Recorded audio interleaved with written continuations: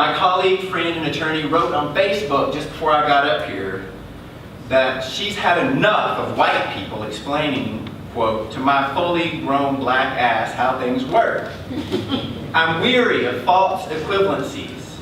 I tire of in my opinions. I chafe at arguments that both sides need to calm down, as if those who would see my children dead are simply arguing over sugar versus cheese in the grits.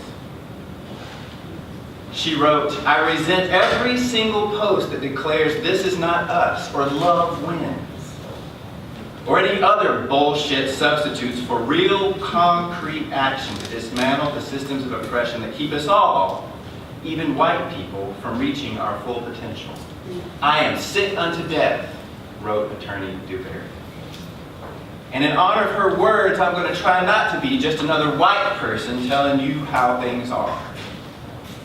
We gather in this great hall of this North Carolina Central School of Law, born itself of the civil rights movement and led by the great civil rights lawyers of that generation, to speak about peace and racism and inclusion during this time of vulgar and violent racism.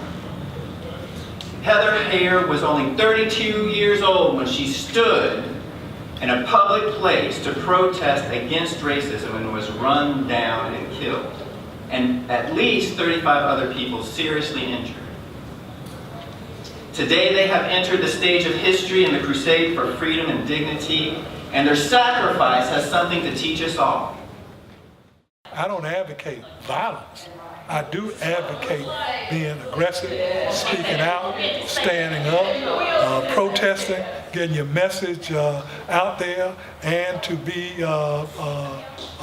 forthright in doing that. But violence takes you across the line where you are then engaged in criminal conduct, where you lose the sense of the message that you're trying to present, because now you have to deal with all these criminal repercussions to that. So I condemn what these protesters did, because they were intent on instigating a confrontation and went there for that sole purpose of instigating. So I condemn that.